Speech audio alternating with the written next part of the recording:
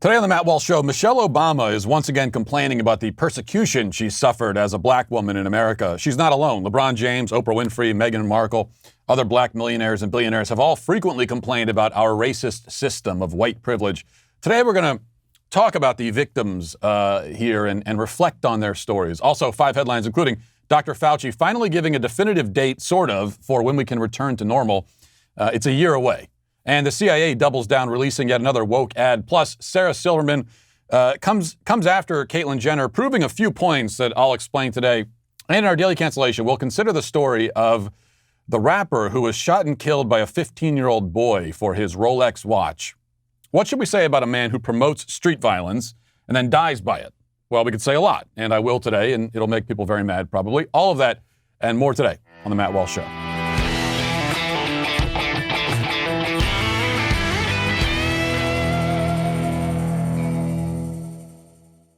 You know, it can be really hard sometimes to find a good chair, but especially a good office chair. And you know the difference between one that's it's no good because you get up at the end of the day, your back is all kinds of messed up. And there's a difference between that and a really good office chair that gives you the kind of support you need. And I have that right now in my life, I'm happy to say. Sitting in it right now, the X Chair. X Chair has your office chair needs covered. The secret is not only their patented dynamic variable lumbar support, which offers unbelievable lumbar support to your lower back. I'm not exactly sure what the lumbar is, but I know that it's supported for sure by this chair. But now, thanks to the new XHMT technology, you can also get heat and massage therapy while you're sitting at your desk. So if you're old and decrepit like me, and you need that extra help, you can get it. Instead of your old, uncomfortable office chair, now you can look forward to spending hours sitting in the ultimate therapeutic massager. If you're going to be sitting down all day, why not make sure you take care of your comfort and your health as well? X-Chair is on sale right now for $100 off. Go to xchairwalsh.com. That's the letter X, chairwalsh.com, or call 1-844-4XChair. X-Chair has a 30-day guarantee of complete comfort, and you can finance your purchase for as little as $30 a month. Go to xchairwalsh.com now and use code XWheels for free X-Wheel blade casters. xchairwalsh.com. It's good to, keep things in perspective. You may believe that your life is difficult, but you should realize that there are people out there who face struggles and obstacles, hardships and persecution far beyond what you have ever known or will ever experience. You've been through your own trials, perhaps, but at least your life hasn't been as hard on you as it has been on Michelle Obama. The former First Lady who graduated from 2 Ivy League schools, became First Lady by the age of 45, is now worth a combined $135 million along with her husband, has always been eager to talk about the many ways in which this country has oppressed her.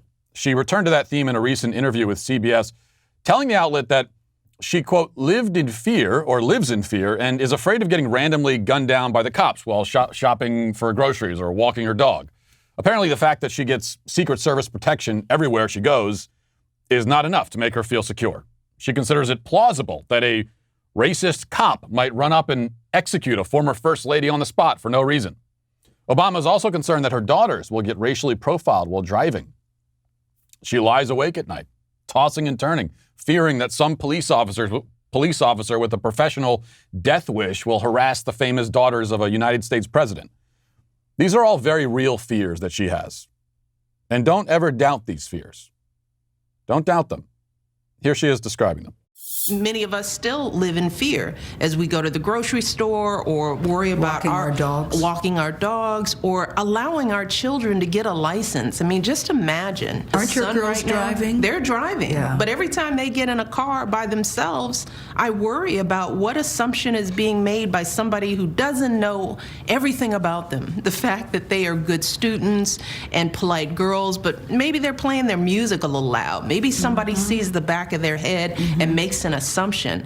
I, like so many parents of black kids, have to the innocent act of getting a license puts fear in our hearts. So I think we have to talk about it more, and we have to ask our fellow citizens to listen a bit more and to believe us. Yeah, just to be clear again, when she talks about being afraid of walking down the street or walking her dog or going to the grocery store, that is what she's saying. She's saying she's afraid that a cop will shoot her. That's the claim being made by Michelle Obama. Michelle Obama is afraid that a cop will shoot her, she says. And why won't someone listen to her, she asks. They just need to listen to us. Yes, why won't someone listen to Michelle Obama? Michelle Obama is tired of being ignored. She wrote a book that sold 10 million copies in 5 months. Clearly, nobody cares what she has to say. Nobody is listening to her. It's just as clear that only black parents have to worry about their kids behind the wheel. White parents have no such concern. When I was 17 and I got my license and I went out on the roads, my parents were sleeping easy. It was no problem. Weren't worried at all. We white parents simply cannot conceive of living a life as difficult as that of a beloved multimillionaire celebrity who charges $200,000 to give a 45-minute speech. We can't wrap our heads around it. If you're not yet convinced that Michelle Obama is a victim and that her bitterness towards this country is warranted, I need only remind you of a segment from her podcast a few months ago where she talked about the racism she experienced even while in the White House. What you're about to hear is very difficult to listen to. It'll send chills down your spine. But it is your responsibility to confront this because this is what is happening to Michelle Obama. You're not going to believe this. Listen. So I'm standing there with two little black girls, another black female adult. They're in soccer uniforms, and a white woman cuts right in front of us to order. Like she didn't even see us. And the girl behind the counter almost took her order. And I said, excuse me? I said, you don't see us 4 people standing right here? You just jumped in line? She didn't apologize. She never looked me in my eye. She didn't know it was me. All she saw was a black person or a group of black people, or maybe she didn't even see that. What white folks don't understand is like that is so telling of how white America views people who are not like them. We don't exist. She doesn't exist. Someone notice Michelle Obama. She's not being noticed. You heard that right. Michelle Obama, years later, specifically remembers one time when someone cut in front of her in line and is still complaining about it. Who can blame her? I mean, obviously this was racism. There could be no other explanation. Someone cut in front of her in line, and she, by the way, remember before she was talking about don't make assumptions about people, she assumed that this person is racist. That's the assumption she made. But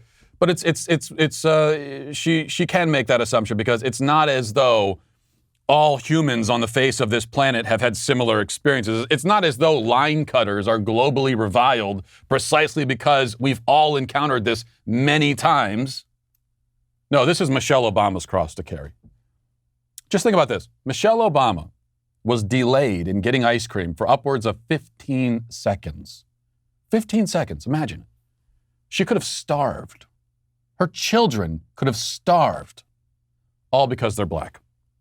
Now, lest you think that Michelle Obama is the only fabulously wealthy, famous, and beloved black celebrity to be persecuted by this country, I must also remind you of LeBron James. LeBron, net worth $500 million, who's been a millionaire athlete since the age of 18 and was nationally acclaimed even before that. It would be accurate to say that LeBron has been a celebrated and nationally recognized athlete for the vast majority of his life, almost his entire life, going back into childhood. But even so, LeBron has suffered the sort of maltreatment that the average white man cannot comprehend. The NBA star has, like Michelle, often claimed to be too afraid to walk down the street. Despite being surrounded by armed security, living in a multi-million-dollar mansion in a posh Los Angeles suburb, LeBron is worried that some crazed racist cop will run up and shoot him dead. Such a thing has literally never happened. Nothing like that has ever happened, but he's worried that it will, and his fear should be validated. In fairness, LeBron has experienced hate crimes in the past. Who can forget the time when LeBron claimed that someone spray painted the N-word somewhere on his property? Now, in fact, I say who can forget? Everyone has forgotten. But he did actually claim this. And he spoke out against the hate crime courageously, was applauded by the media. Now, the funny thing is that the cops showed up to investigate, and they never found any racist graffiti. It had been painted over already. Nothing strange about that. Calling the cops to investigate graffiti, but painting over it before they arrive? Who could question that? The media certainly didn't question it. And what about Oprah Winfrey? net worth $2.7 billion. She, especially in recent years, has taken to denouncing white privilege as well. Now, sure, she has more wealth and power than the average white person could hope to accrue in 10,000 lifetimes, but the average white person still has something that Oprah Winfrey doesn't. Whiteness. What is whiteness worth? What can you cash it in for? Well, that isn't explained exactly, but the point is that if you're a white man living in a 900 square foot modular home and feeding your children canned tuna for dinner tonight, you are more privileged than Oprah Winfrey, as she explains here. There are white people who are not as powerful as the system of white people, the caste system that's been put in place, but they still, no matter where they are on the rung or the ladder of success, they still have their whiteness. They still have their whiteness. So that's what you say to the guy feeding the kids tuna in the modular home. You have your whiteness. You got that at least. Can't afford medical bills, but you have your whiteness. Cash that in. Cash that in at the cosmic prize counter. Maybe it'll be good for a couple Jolly Ranchers and a Chinese finger trap. Imagine being Oprah. I mean, it must be so hard. That's why Oprah was the perfect person to speak to and commiserate with Meghan Markle, who's sort of black but fully persecuted. A Hollywood actress turned royalty, turned media mogul. And it's unclear why she was deserving of any of those titles at all, being that she has no talent to speak of whatsoever. But surely she has known troubles and tribulations that a white mother waitressing at a Denny's never has or never will. Likewise for Sean P. Diddy Combs, who penned an open letter to corporate America a few weeks ago, blasting the corporate world for discriminating against people like himself. Now, Sean Combs is worth $900 million, despite the fact that he's never produced anything of value in his entire life. He's been a millionaire since his early 20s. That's also when he killed Tupac, allegedly. But none of that can erase the pain caused by the unspecified corporate villains who have caused him unspecified harm. Who knows? Maybe he could be worth $1 billion already if not for that discrimination. Can you imagine that? Can you imagine not being a billionaire? That's the sort of reality that Sean Combs has to face every day, at least for a few more years until he actually is a billionaire. All of this raises the question, when will America finally become the sort of country where black people can succeed? Or at least, succeed more. Succeed more than being millionaires and billionaires and some of the most famous and powerful people in the country. That's the question. In closing, I want to give you a statistic that will shock you to your core. And you're not going to believe this, but it's true. Did you know that there are today no black trillionaires? None. Not one. Not even Oprah. Still think white privilege is a myth? Well, clearly, you're wrong. Now let's get to our 5 headlines.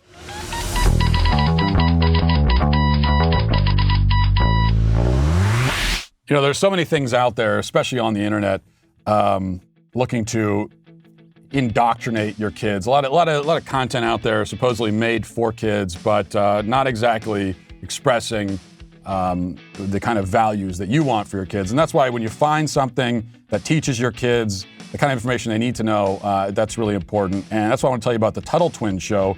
How do you describe economics to a 7-year-old? Should your preteen care about the government? Well, schools today aren't teaching the principles of freedom. History is watered down, key principles omitted altogether, and time and attention are given to things of lesser importance, shall we say.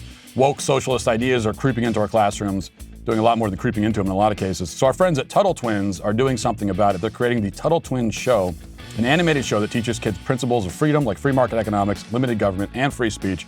Tuttle Twins just opened an investment round to the public at www.TuttleTwins.tv, where anyone can invest in the show and help bring it to life. So that's pretty exciting. People are loving it. The Tuttle Twins show is now the world's #1 crowd-funded kids show, and the investment round is filling up fast. So if you want to help bring the Tuttle Twins show to life, you can go to TuttleTwins.tv. That's www.TuttleTwins.tv to learn more about the investment opportunity today. That's www.TuttleTwins.tv.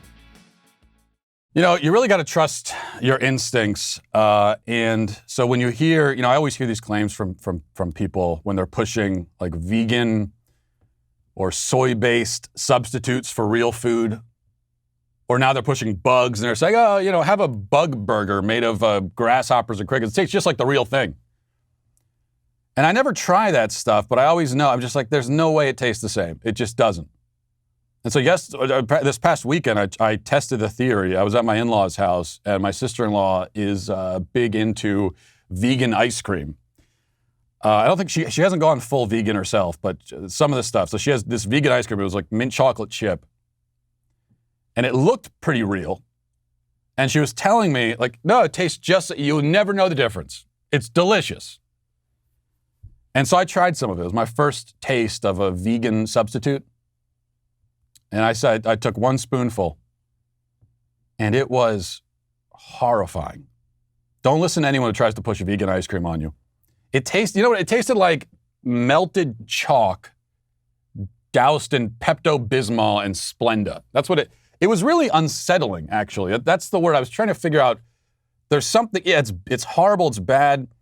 It's also kind of creepy. It's weirdly inorganic and inedible. It tasted dyspeptic and dystopian, even. It's like a ration they might serve in a prison cell on Mars in the year 2075. It was really, I didn't like it, in other words. Stick with the real stuff. There's my PSA for you. Let's move on. White House COVID coordinator Jeffrey Zients, or Zaints, not sure how to pronounce it. He was on CNN this weekend, and he had some news on when we might begin earning more privileges as a country, because we have to earn our privileges from the government. And here's what Zaints has to say.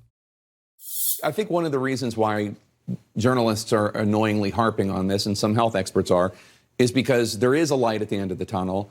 And President Biden being able to take off his mask in a room full of journalists and White House staffers, all of whom are fully vaccinated, is a demonstration that the vaccines work. You and I are both vaccinated, and you and I are in a room together talking, and I have no fear that I'm going to get the virus from you, and I assume vice versa. And I think the concern is that by being overly cautious, the signal is going out to the public that there isn't necessarily a light at the end of the tunnel. Do you understand why people are... I think everyone is tired, and wearing a mask it can be a pain. But we're getting there, and the light at the end of the tunnel is brighter and brighter. Let's keep up our guard. Let's follow the CDC guidance. And the CDC guidance across time will allow vaccinated people more and more privileges to take off that mask. He really looks and sounds exactly as you expect. All of these petty tyrants, they all have exactly, it's hard to really put your finger on it, but they have a certain look about them. But he says you can earn privileges. Kind of like as a parent. This is what it's what I do with my kids. A lot of parents. It's your kids can earn privileges. You can take privileges away. If they're misbehaving, you say, okay, I was going to let you watch a television show for 30 minutes, but you can't do that anymore. We're taking the privilege away. And that's how we're being treated. It is really exactly like we've talked about the nanny state for years and years. In the last year, we have fully experienced what a nanny state really is, because that is how we're being treated as children. From the very beginning of this thing. That's why that's the reason they gave us when they originally told everyone don't wear a mask, and Dr. Fauci said, you don't wear a mask, it's not going to do much for you. That's what he originally said back in like March. And then just like that, they changed on a dime and said, never mind, actually wear the mask, and if you don't, you're going to be murdering your grandparents. And then when most people just went along with it and said, well, okay, don't wear the mask, wear it, whatever you tell me. But when a few people said, hey, hold on a second, you were just telling us don't wear one, and it doesn't have any effect, and now and the reason we were given was, well, we had to tell you that because otherwise you would have run out and hoarded all the masks, and there wouldn't be any left for medical professionals.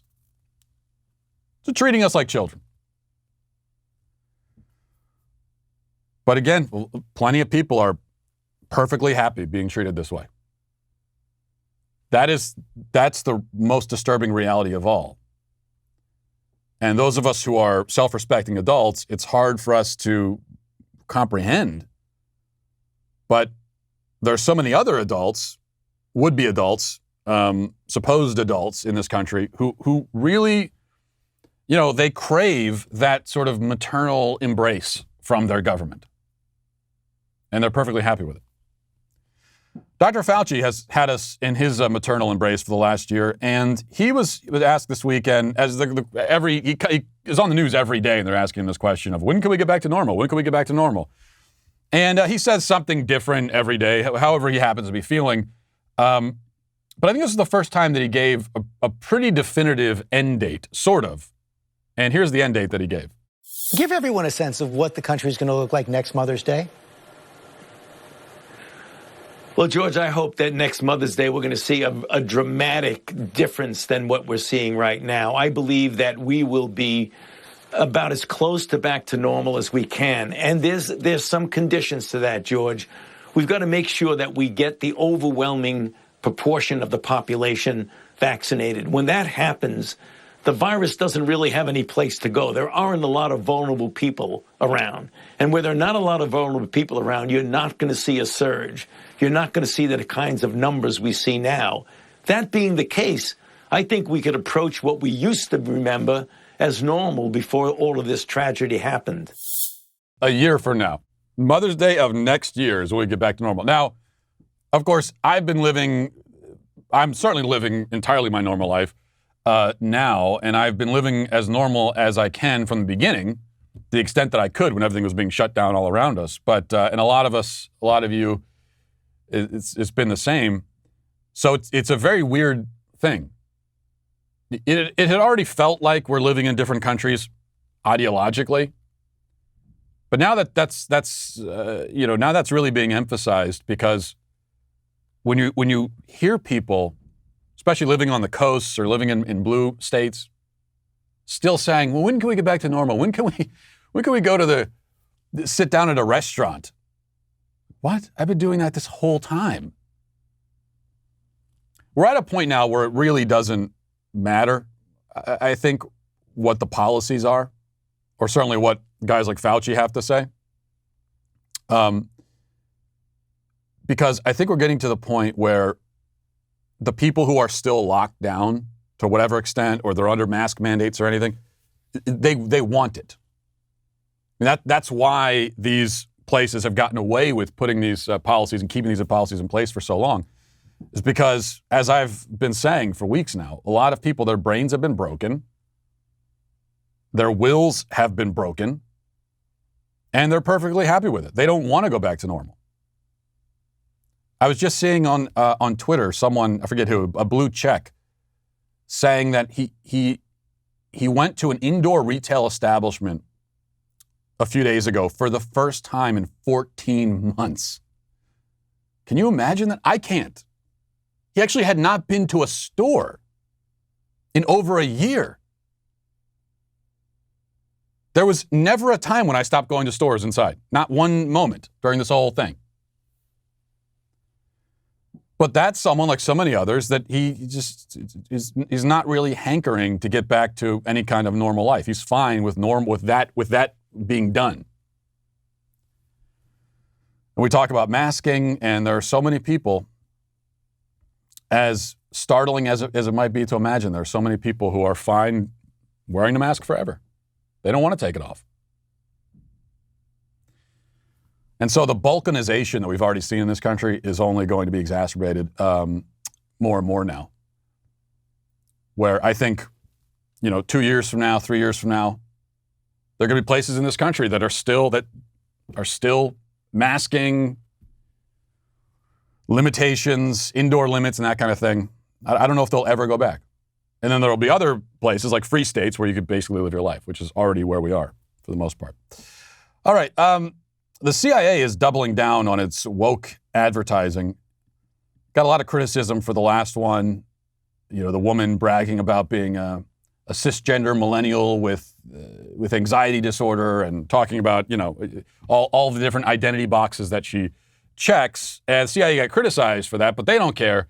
And here's the latest advertisement that they just put out a couple days ago. As an agency librarian, I work to ensure that our collection and services are matched up with what CIA needs. Not only am I involved in the acquisitions of journals, books, and countless electronic resources, I'm also encouraged to curate special collections that challenge expectation. Recently, I brought in our intelligence gaming collection to give officers unique opportunities to practice skills they need in their various roles. Instead of sitting for hours in front of a computer-based training, they can play a carefully selected game to train a specific set of skills while simultaneously building on the myriad soft skills essential to intelligence work. My favorite thing about CIA is that they encourage the out-of-the-box ideas that drive real progress. Growing up gay in a small southern town, I was lucky to have a wonderful and accepting family. I always struggled with the idea that I might not be able to discuss my personal life at work. Imagine my surprise when I was taking my oath at CIA and I noticed a rainbow on then-Director Brennan's lanyard, which I later learned was designed by Angle, one of the many employee resource groups here at the agency. I remember being stunned. Since then, however, I've learned that far beyond the resource groups, inclusion is a core value here. Officers from the top down work hard to ensure that every single person, whatever their gender, gender identity, race, disability, or sexual orientation, can bring their entire self to work every day. Nothing to be worried about there. Just the CIA now spending their time at work in a rainbow pin playing preschool games. That's apparently what CIA agents do now at work. They sit down to build their critical thinking skills or whatever. They play video games and little preschool games, Rubik's Cubes. That's the CIA now. And it's very important that we allow CIA agents on the job to discuss their personal life, to talk about their sexual proclivities, their gender identity. Very, very important. And it's important to the left. It's not just important, it's the whole point of everything. The left does not recognize that anything has a purpose or function beyond advancing its ideas, its worldview. It sees that as the primary function of everything and everyone, and especially of every institution. So the CIA, yes. The family unit, yes. That's the primary function of everything. So this isn't going to change. But it does show you just how deep the leftist rot is in our country and in our institutions. This stuff is embedded deep in there. And leftists have been working towards this goal. Give them some credit. They've been working towards this goal relentlessly and ruthlessly and sort of brilliantly for decades. This is not happening by accident. It's not like everyone woke up yesterday and went insane. And next thing you know, the CIA, they're wearing rainbow pins and playing video games on the job, talking about their gender identity and their gender expression. It may seem like that to those of us who haven't been paying attention, but no, this is very intentional. It's a process that's been happening for many, many years. And that's why undoing it and getting rid of the rot, revitalizing our culture, reclaiming our culture, that is not going to be, a 1, 2, 3 step solution or just flipping a switch or something. It's not going to happen that way. And it's also a problem that goes way beyond simply electing Republicans to fix. Republicans who have shown no interest in fixing any of this have really been a part of this problem. At best have done nothing to stop it, and at worst have taken part in this process. But that's why conservatives need to get out of this way of thinking where it always comes down to elections and we just got to get a Republican in the White House and that's all that matters. It achieves nothing if that's all. If we're only that's surface level. You're only focused at the very, very top. But as I said, this rot goes deep, way deeper than that. Kind of related, I guess. Sarah Silverman has called out Caitlyn Jenner in no uncertain terms. And one of the reasons I play this is you may remember a few weeks ago, Sarah Silverman was getting credit from conservative media people and by a lot of conservatives, because on this same podcast, she spoke out against the extremes of leftism and was saying that leftism is getting too extreme. And anytime someone on the left says something like that, conservatives eat that right up. And I was expecting that Sarah Silverman, she might get a CPAC invitation because she said that. And maybe after what I'm about to play, she'll still get one. I don't know. But I remember saying at the time that, yeah, what she's saying is basically true and good. The left, they are extreme. But she's part of that. She is also an extreme leftist, as evidenced by this. I saw Caitlyn Jenner saying trans girls should not play girls' sports. Caitlyn, you're a woman, right? A trans girl is a girl. She should have the same rights as cis girls. If you think a trans girl, you think a trans girl is too strong? What about tall girls as opposed to short girls? What about boys in high school who are teeny tiny and their teammates have already hit puberty and are shaving? Why don't you just have co-ed sports divided by weight or height? This is so dumb. They are legislating this without one single example of how this plays out. This is not worrying about girls' sports. Believe me, I think there are better ways to worry about girls' sports. This is not what that is. This is not worrying. This is not concern for girls' sports. It's transphobia, full stop. It's just such a bummer when such a prominent trans woman is such a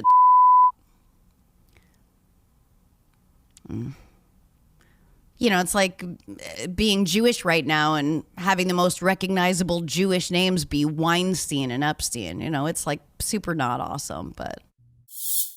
Super not awesome. Very eloquently put. So, that's all the conservatives that were celebrating. Sarah Silverman, she's on our side. She's tired of the leftist extremism. Well, no, she thinks that women have penises. She thinks that men can have babies. Okay, that's as extreme a position as you can take, and it's as insane of a position as you can take. And that's what she believes or claims to anyway. So no, that's not. Someone who holds that view cannot be on our side, at least on any side that I recognize.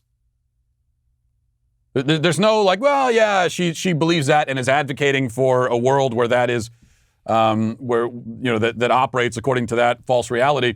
But she can be an ally in other areas. No, she can't. And by the way, and you hear this all the time from the left, on the trans sports issue where they say, there's no examples. This isn't happening anywhere. Give me one example. Okay, I could give you dozens of examples. It is happening. We could start in Connecticut, where biological males with track times that would not have qualified them for even like the top 20 were crushing the female competition in the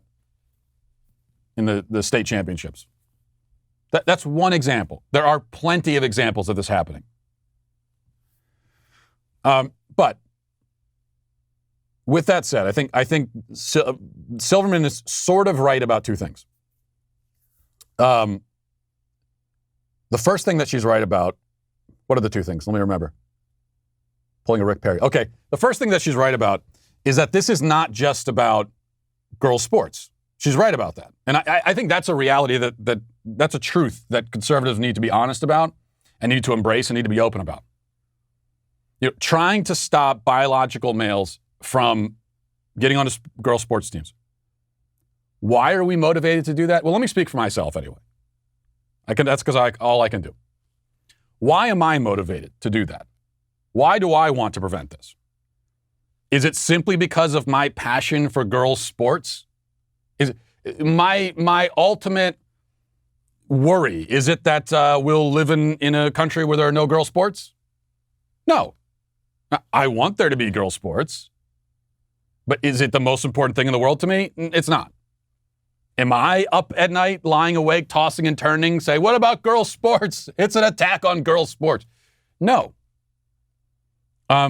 I recognize that girls' sports is but one battlefield in the overall war for reality. And it's an important battlefield because it's getting a lot of attention. And because of the precedent that would be set if we lost in this battlefield. So I'm not worried about losing girls' sports specifically. I'm worried about losing our grip as a culture on reality. And when you lose reality, girls' sports is like the least of your problems. If we live in a country where we have abandoned reality itself and science and all that makes sense, we won't have girls' sports anymore. We also won't have like anything else. I fully admit that. So when someone like Sarah Silverman accuses us of being motivated by more than just a concern for girls' sports, I say, absolutely, you are damn right.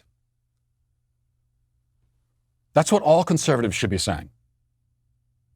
But instead, most Republicans, if they dare even speak on this issue, they pretend that no, this isn't about transgenderism at all. This is only about protecting girls' sports. We just care so much about girls' sports. Oh, please. Be honest about what you're doing. I agree with Sarah Silverman on that. Be honest.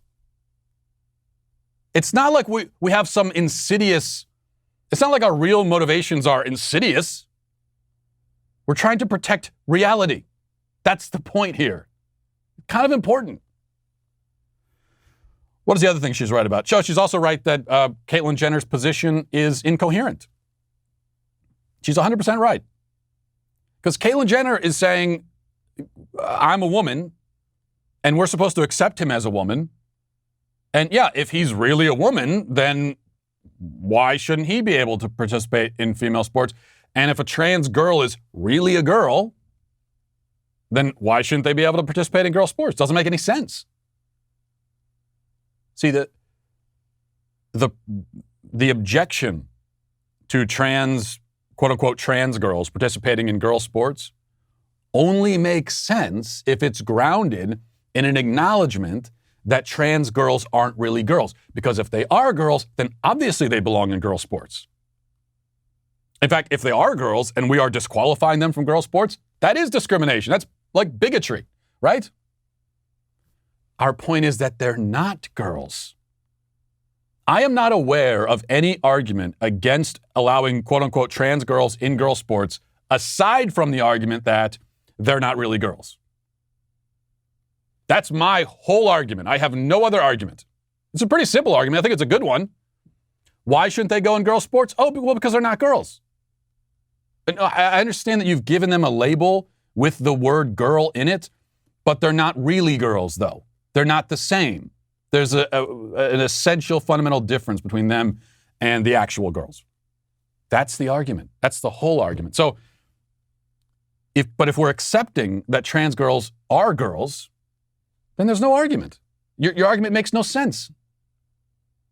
That's why you might think that Caitlyn Jenner is the perfect mouthpiece for this, because, oh, look, a trans person's coming out against it. His position doesn't make sense. It's incoherent. Caitlyn Jenner, are we supposed to accept you as a woman or not? Are you telling us now you're not a woman? Because if you are saying you're a woman, then by that standard, yes, these trans people should be in girl sports. This is what happens on the right, and I don't accept Caitlyn Jenner as being on the right, by the way, but this is what happens on the right when we don't have the guts and the intelligence and the wherewithal to be honest about what we're doing and what our argument is and to make the fundamental argument. Rather than staying on the surface, trimming around the edges, get down to the nitty-gritty. This is what the argument is really about.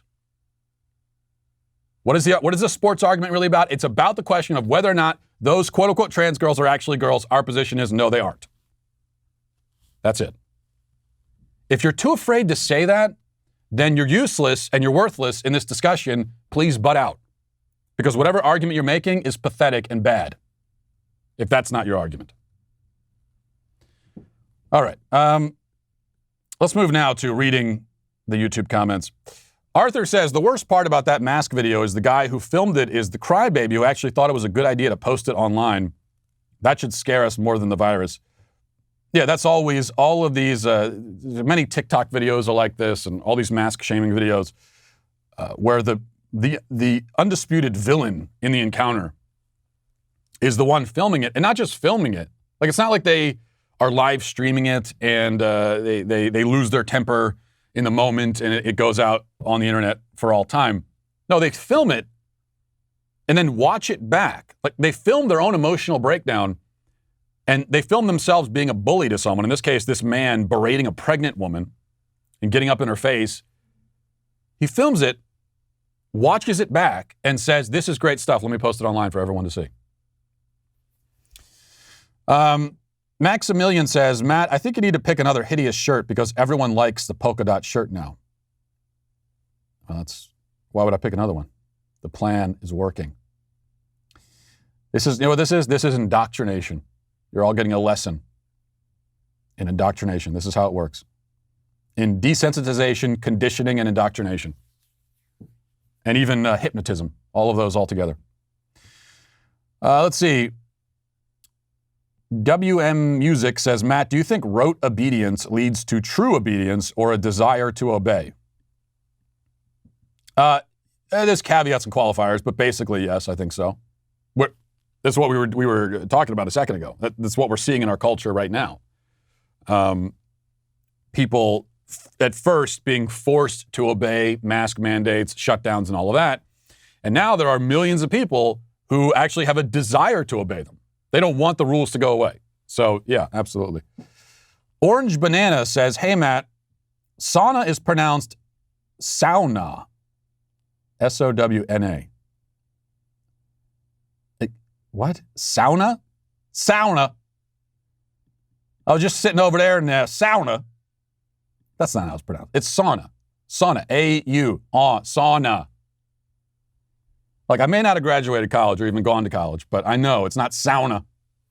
Can you imagine going to, I don't know, like a spa? Well, I can't imagine going to a spa in the first place. But if you do and you walk in, hey, where's your sauna?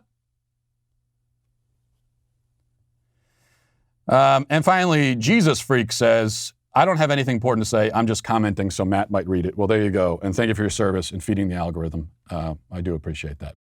Well, if you own an Apple device, I've got some good news for you. All of the Daily Wire's latest news, commentary, and analysis is now finally available on Apple News. We cover everything that you're not getting anywhere else. So if you want to make your news feed infinitely better, just head to Apple News on your device, search for the Daily Wire, and hit the follow button. Also, as I'm sure you know, the Daily Wire has been, of course, growing like crazy. We've got a lot of exciting things we've done over the last 6 months, and we plan to do in the future. We want to make sure that we include you in our plans, which is why we've been telling you about these surveys, which will help us develop, work with sponsors that are going to offer services and goods and services that you especially need. So please go to dailywire.com/Walsh and fill out my audience survey to tell us a little bit more about yourself.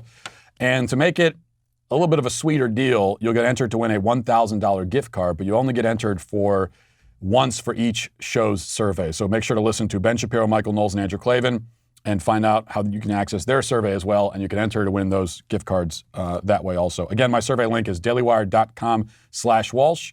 We'd love to hear from you there, and now let's get to our daily cancellation.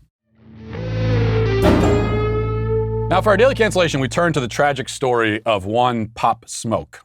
He was a rapper from Brooklyn who was shot and killed last year. Apparently, little was known about the murder until just the past few days when the media reported that Pop Smoke's killer was a 15-year-old kid who, along with a few friends, invaded his home at 4:30 in the morning to steal his jewelry. In the process of taking his jewelry, they shot him in the chest and killed him. Allegedly, a 15-year-old admitted to the crime in jailhouse conversations that were recorded, unbeknownst to the 15-year-old, I think. Ultimately, the rapper died over a Rolex watch, which was all they made off with. They sold that for $2,000. So a man died for $2,000 split between four guys. Now, when news of the killer's identity broke over the weekend, there was a lot of reaction on social media from people lamenting and wondering how a 15-year-old kid could engage in this kind of senseless violence. Now, many rap fans and Pop Smoke fans simply couldn't believe that such a fate could befall Pop Smoke, that his life could be lost for such a frivolous reason. And indeed, it is very sad. But it may not be quite as surprising as they make it out to be. I confess that I was not familiar with Pop Smoke's work while he was still living, but out of curiosity, I did look up some of his songs after reading the latest news. And not surprisingly, Pop Smoke appears to be a rapper in the traditional variety, with lyrics like this from his song Dior. He says, "I'll make a movie like TNT, Glock 30 on me, ask who really want it, I bet I air it like BNB, nappy blue, wild in my section, and I keep that 38 for that weapon. Remember when I came home from corrections, all the bad is in my direction." And lyrics like this from the song Get It On Me, or Got It On Me, sorry. "This AR be my trophy, shoot first, shoot back, automatic when the woo clap." Then there's poetry like this from Welcome to the Party. "Gun on my hip, 1 in the head, 10 in the clip, baby, baby, don't trip, just lower your tone because you could get hit." And finally, who could forget the song Gangsta, which with a passage like this, 44 got a kickback, click, clack, get back, shots at your rib pack, or you're going to get chin checked, talking about they guns, but never shot. Might as well put a cap on it, all over with a chopstick, run up and I'm branding them, 38s on the block, won't hesitate. Okay. Plenty more where that came from, pretty standard stuff. Yet, we're never supposed to stop and wonder if this standard may be having perhaps some kind of effect on the world.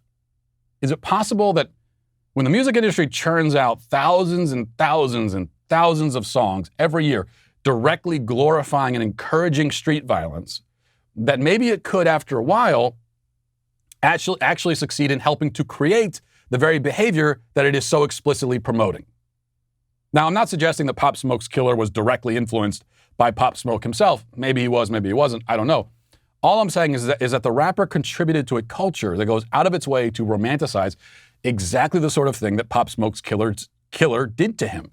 In other words, when someone in an industry that glorifies street violence dies by street violence, would it perhaps be time for a bit of reflection? Should we should we wonder about all of these dots that line up so perfectly, just begging to be connected? Now, I brought this up over the weekend, and as expected, most of the responses were rather negative. Some were along the lines of this comment from a guy named Akbar Jenkins, who said, "I hope Matt experiences street violence."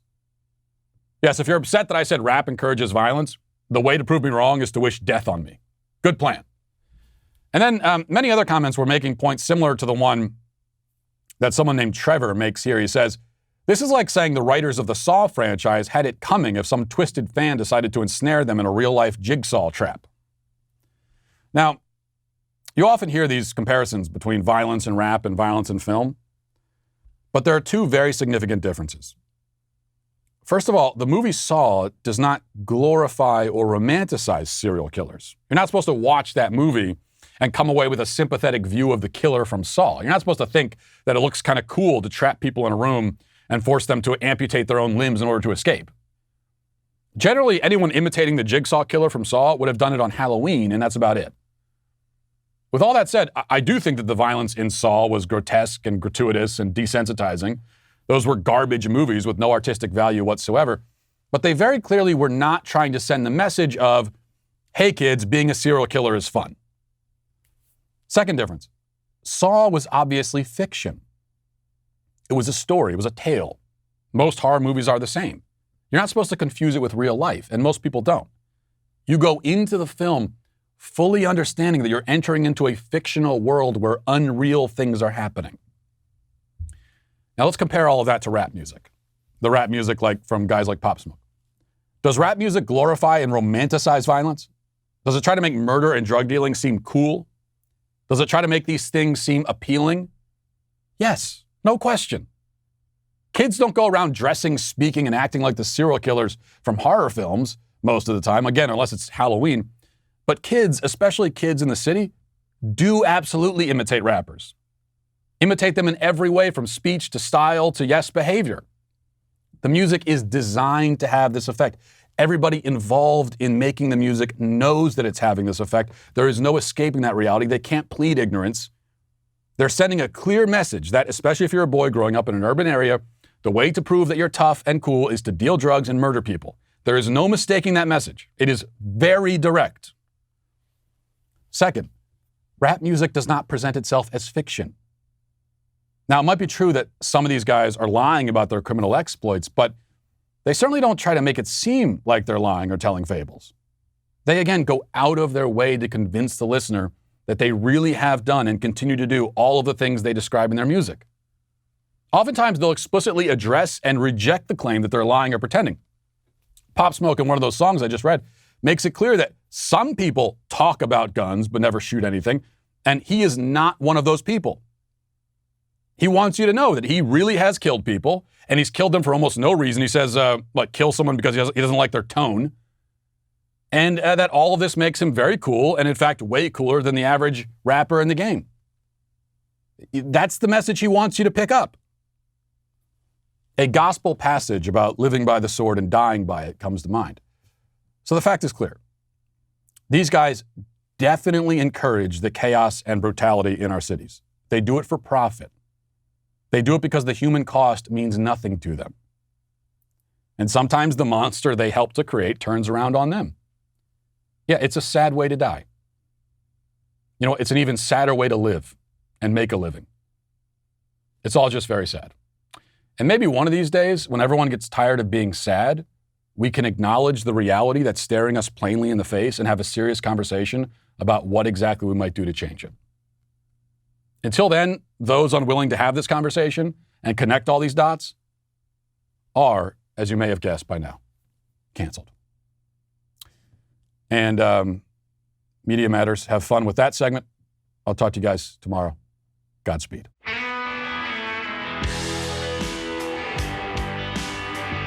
The Matt Walsh Show is produced by Sean Hampton, executive producer Jeremy Boring. Our supervising producers are Mathis Glover and Robert Sterling. Our technical director is Austin Stevens.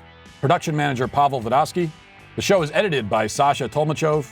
Our audio is mixed by Mike Coromina. Hair and makeup is done by Nika Geneva. And our production coordinator is McKenna Waters.